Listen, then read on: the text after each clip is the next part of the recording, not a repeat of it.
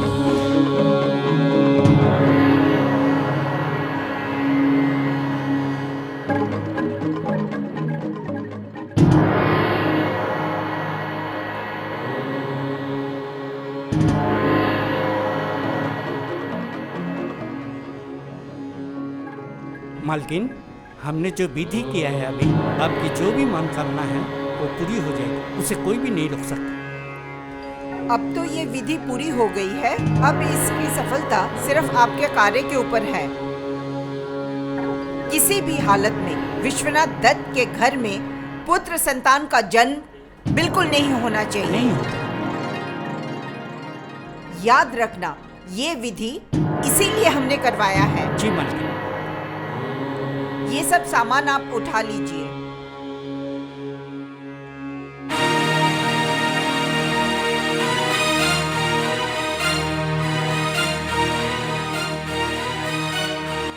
आप ये सोचने की कोशिश कीजिए, ये मुगल लोग, पुर्तगाल लोग या अंग्रेज, ये ईस्ट इंडिया कंपनी वाले हमारे देश में क्यों आते? क्योंकि वहाँ पे उनकी उपज, वो फसल नहीं मिल रही है जो हमारे देश की उपजाऊ जमीन में है, जो हमारी प्रकृति की देन है। वो सब लूटने आ रहे हैं, हमसे प्रेम करने नहीं आए।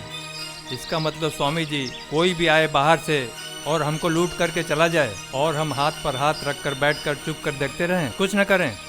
आप एक बात सोचिए, जिस तरह नदी की बाढ़ आती है, उसमें जो बच्चे तैर रहे होते हैं वो बाढ़ के समय पे नीचे चले जाते हैं, और जब बाढ़ ऊपर से निकल जाते हैं तो वो ऊपर आ जाते हैं। इसी तरह विदेशियों ने जिस तरह हमारे पर आक्रमण किया, यहाँ पर जमीन अधिग्रहण कर रहे हैं, इससे बचने के लिए हम थोड़ी धीरज में दब के नीचे चले जाते हैं, छुप जाते हैं और सही समय पर इनको जवाब देंगे। हम इनको सहन नहीं करेंगे, लेकिन समय का इंतजार करना है। मैं ठीक से समझ नहीं पाया, जरा विस्तार से समझाएं। मैं आपको समझाता हूँ। अगर आपका घर में गुड़ है तो चींटियों का बुलाते नहीं है। ये काले चींटे मुगल,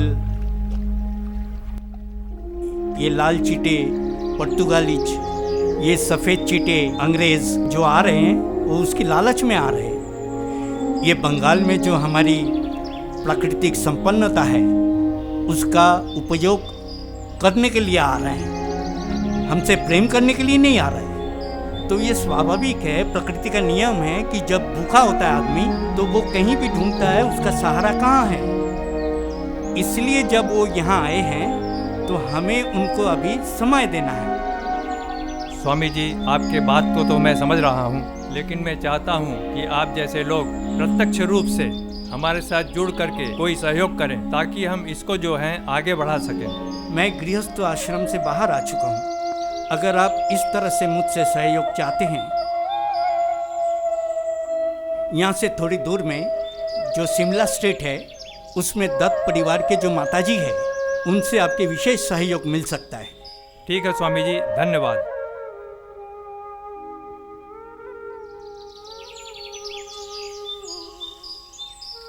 मैं क्या करूं कुछ समझ में नहीं आ रहा है। सोचा था क्या अब क्या हो रहा है। सोचा था मुगल का राज गया, हम लोग आज़ादी से रहेंगे, आज़ाद से रहेंगे, मेरे हम लोग के आने वाले बच्चों की भविष्य उज्जवल होगी, बच्चे आज़ाद रहेंगे। लेकिन क्या करूं, आ गए मुगल का राज खत्म हुआ तो आ गए इस इंडिया कंपनी। लेकिन इनको बुलाने वाले कौन? हम ही लोग। अब क्या करें, इन लोगों का उधर का हुकूमत, उन लोगों का वो जर्जर पिटाई और इन लोगों का हम लोगों पे ही जुल्म आए, हमारे देश में, हमारे गांव में, और जुल्म हमारे ऊपर। क्या कुछ समझ में नहीं आ रहा है। मेरा बस चलता तो मैं इन लोगों को यहाँ से खदेड़ देता, आने नहीं देता अपने देश में इन लोगों को। लेकिन क्या कुछ समझ में नहीं आ रहा। माता जी आप ही कुछ कीजिए, माता जी आप कुछ रास्ता दिखाइए हमें, माता जी कुछ कीजिए। बेटे, मैं तभी कुछ कर पाऊंगी जब आप अपना गुस्सा शांत करोगे। आप कहती हैं माताजी मैं गुस्सा शांत करूं, कैसे गुस्सा शांत करूं? मैं क्रोध शांत नहीं होता है। इन लोगों का इतना, अपने लोगों पे इतनी जुल्म, इतनी दुर्दशा, अपने ही भाई बंधुओं पे इतनी जुल्म कर रहे हैं माँ, और आप बोलती हैं गुस्सा शांत करो। कैसे शांत करूँगा? गुस्सा शांत नहीं होता है मेरा। अगर मेरा बस चले तो मैं अभी इन लोगों को खदेड़ दूँ यहाँ से। बेटे, तुम जब तक अपना गुस्सा शांत नहीं करोगे तब तक मैं कुछ नहीं कर पाऊंगी, क्योंकि क्रोध ही अपना सबसे बड़ा शत्रु है।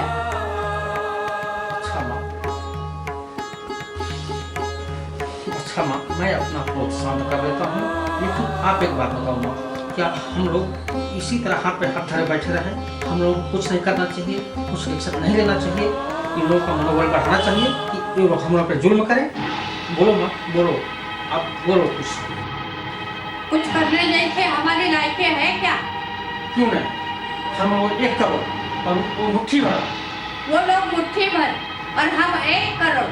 हमारे में से हर कोई एक पत्थर उनके ऊपर भेजता ना तो उसके ढेर के नीचे वो दब जाते। यही तो अफसोस है, हम लोग इतने ताकतवर रहते हुए भी कुछ नहीं कर सकते, कुछ नहीं कर पा रहे। मुट्ठी भर लोगों के गुलाम बनते हम लोग रह गए। हम लोग आने वाले बच्चों का भविष्य क्या होगा कुछ समझ में नहीं आ रहा, कुछ समझ में नहीं आ रहा। देखो बेटे, अभी वो टाइम नहीं आया है कि हम कंपनी के खिलाफ कुछ करें। पिछले 500 सालों से हम किसी न किसी के अधीन रह के जी रहे हैं। हमारे शरीर में गुलामी का खून बसा है। उसमें से बाहर आने के लिए कुछ टाइम लगेगा, और तब तक अंग्रेजों में जो भी अच्छाइयाँ है वो हमको अपनानी चाहिए। यही अक्लमंदी है। क्या अच्छाइयाँ ले लूँगा, क्या अच्छाइयाँ ले जाए उनसे? क्यों? उन लोगों ने रेल लाइन बनाया, ये अच्छा नहीं किया? अच्छा किया, लेकिन रेल लाइन अपने लोग बनाए, हमारे अपने लोग खून पसीना बहाकर। अगर अपने लोग इतने काबिल होते तो अब तक क्यों नहीं बनाया? कम से कम जिसकी जो अच्छाइयाँ है वो कबूल तो करो। अरे माँ, हम भी तो सुन रहे हैं, बिजली आएगी वहाँ खंभा का वहाँ बोर्ड लगा, बिजली आई क्या अब तक? नहीं आई ना? बस आप भी तो बोर्ड लगाए हैं उधर, आया क्या बिजली अब तक? नहीं आया ना? देखो बेटे, घर घर में बिजली मतलब एक ऐतिहासिक क्रांति है।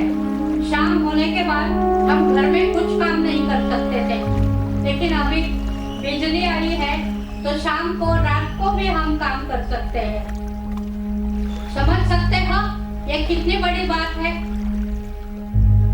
हो सकता है हम नहीं रहेंगे, लेकिन हमारी आने वाली पीढ़ी उसको तो इसका उपयोग होगा। देखो बेटे, मैं एक बात बोलती हूँ, अंग्रेज इस देश में हमेशा नहीं रहेंगे। एक न एक दिन उनको ये देश छोड़ के जाना ही पड़ेगा। विदेशी शासकों के कारण हमने अपनी परंपरा, संस्कृति सब कुछ खोया है। लेकिन मुझे विश्वास है एक दिन हम स्वतंत्र होंगे और हमारी परंपरा, संस्कृति सब कुछ वापस आएगा। मेरा ये विश्वास है कि हम स्वतंत्र होंगे, हमारा जो भी कुछ था वो सब वापस आएगा। तुम औरों को भी ये विश्वास दो। ठीक है माता जी।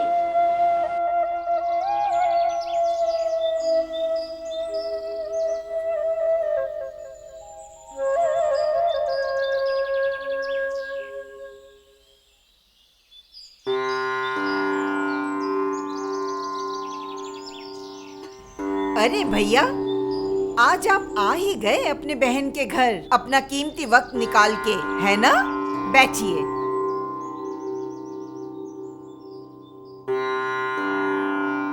ये मजाक की बात छोड़ो और काम की बात करो। क्या काम है, बोलो। देखिए भैया, आप तो मुझे बचपन से ही जानते हो। मेरी जिद, हट, स्वाभिमान, आपको तो सब कुछ पता है मेरे बारे में, है ना? और आप लोगों ने जिस घर में मेरी शादी करवाई है, आप वो भी तो जानते हो कैसा घर है। ये लोग तो अपनी शान शौकत के लिए अपनी जान तक देने के लिए तैयार है। अभी ये बैकग्राउंड तो हो चुका, अब काम की बात करो। हाँ हाँ, काम की बात तो करना ही है। अब काम की बात करने के लिए तो मैंने अपने भाई को उनका इतना कीमती समय बर्बाद करके यहाँ बुलाया है। तो भाई, काम ये है, एक जमीन का मैटर है, बस सिर्फ 8 एकड़, ज्यादा नहीं। हमने किसी को उस जमीन के लिए ना पैसे दिए थे, जो अभी तक वो पैसा लौटाया नहीं हमें। और कंपनी का जो कानून है, उस कानून के हिसाब से तो ये जमीन हमारा ही हुआ ना। वो ज़मीन आपके नाम करने के लिए कुछ प्रोसेस है। वो प्रोसेस पूरा होने के बाद ही वो ज़मीन आपके नाम हो सकती है। तो इसीलिए तो आप मैंने बुलाया है आपको वकील साहब, मेरे भाई, कि आप कुछ कर दो अपनी बहन के लिए। ये जमीन मुझे चाहिए। कंपनी ने जो कानून बनाया है, उस कानून के भी कुछ नियम है और उस नियम के लिए कुछ एक्सपर्ट लोगों की ज़रूरत है। तो मेरे भाई क्या एक्सपर्ट नहीं है?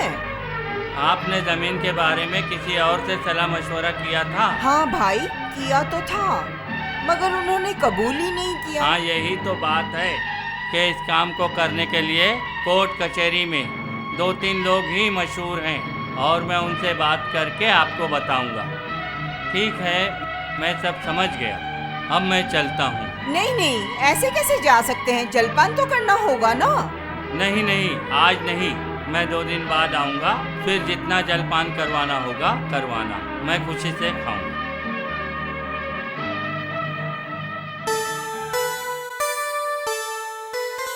एक मिनट विश्वनाथ, तुमने मुझे पहले कभी नहीं बताया कि ये केस तुम्हारे पास आया था?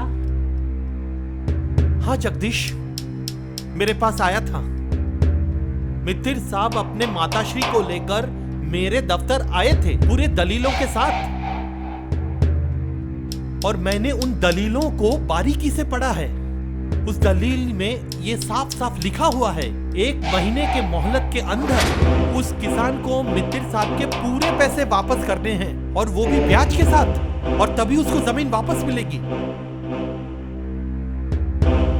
और तुम तो जानते हो, एक किसान इतना गरीब होता है कि पूरे पैसे वो वापस नहीं कर सकता, और वो भी 1 महीने के अंदर ब्याज के साथ। हाँ, उस दलील में उसका अंगूठा भी था, लेकिन उस बेचारे को क्या पता कि अंग्रेजी में क्या लिखा हुआ है। उस गरीब ने अंगूठा लगा दिया और फंस गया जाल में। दोस्त, आपके लिए एक बुरी खबर है। बुरी खबर? अब बता ही दो। मेरे जीवन में तो अब कुछ भी अच्छा नहीं हो रहा है, सब कुछ बुरा ही बुरा हो रहा है। मुझे बताने में बहुत संकोच हो रहा है। बता ही दो, क्या बुरी खबर लाए हो मेरे लिए? आपके खिलाफ लॉर्ड कर्जन के वहाँ कंप्लेन हुई है। मेरे बारे में कंप्लेन? मैंने ऐसा क्या किया है? शिकायत ये है कि तुमने कंपनी के एक्ट के अनुसार वकालती नहीं की। बहुत सारी खामियां हैं। जगदीश, क्या तुमको लगता है कि मैंने मित्तर साहब का फाइल ठुकरा कर गलत किया? नहीं, मुझे एहसास है कि ये कंप्लेन कितना गंभीर है, और मुझे पता है कि ये कंप्लेन होने के बाद कि मेरी उपार्जन, मेरे परिवार सब रास्ते में आ जाएंगे। अगर लॉर्ड कार्जन ने ये शिकायत मंजूर कर ली तो मुझे पता है मेरी वकालती बंद हो जाएगी, मेरा परिवार अचल हो जाएगा। लेकिन इन सब के दबाव पे आकर मैं अधर्म का साथ नहीं दे सकता, और बाकी सब ईश्वर के हाथ में।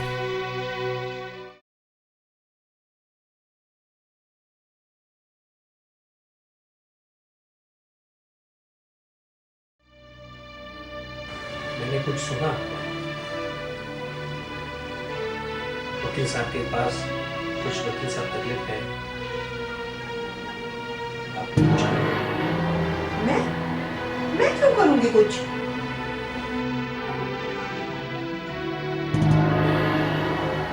हमारी काम वाली बाई के पास से मैंने कुछ सुना है, मेरे काम पे आया है कुछ। तो देखो, उस काम वाली बाई और हमारे कुछ संबंध है। हाँ, मैंने किया है।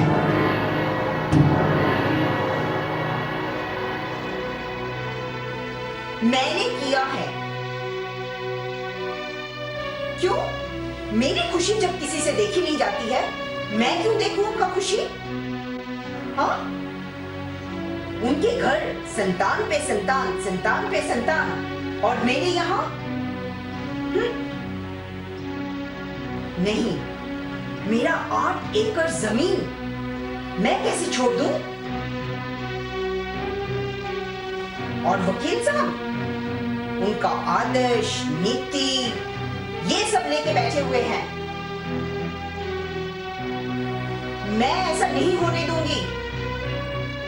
मैं देख लूंगी। मैंने जो किया है बिल्कुल ठीक किया है।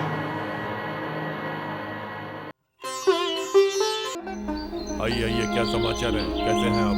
मैं तो ठीक हूँ स्वामी जी, लेकिन समाचार कुछ भी सुखद नहीं है, बहुत ही चिंताजनक है।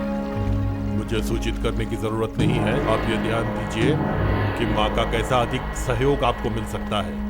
स्वामी जी, मैं तो स्वयं वहाँ नहीं जा पाऊंगा, लेकिन हमारे जो सहयोगी कार्यकर्ता हैं उनको मैं माता जी के पास भेजूंगा।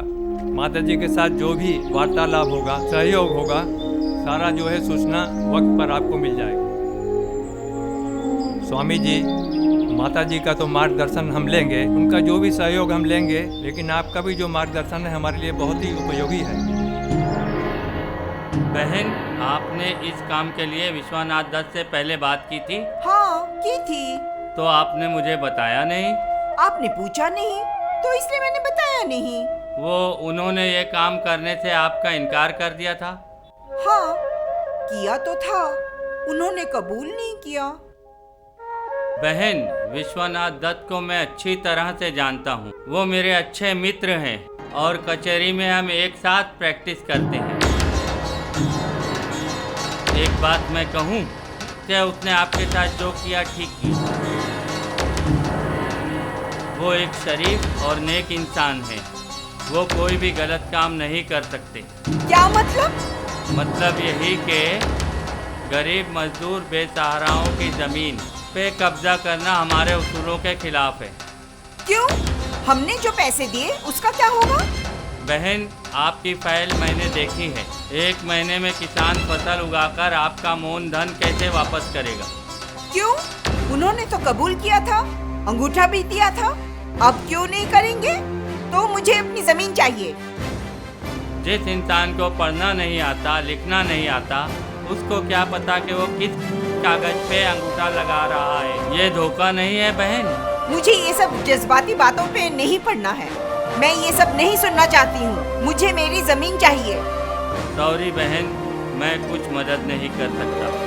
अच्छा, तो मतलब ये कि आपकी दोस्त और वो दोस्ती अपनी खून के रिश्ते से भी ज्यादा मायने रखते हैं। बहन, खून का रिश्ता और कर्तव्य के पालन में क्या महत्व है, ये तुम्हें मालूम होना चाहिए।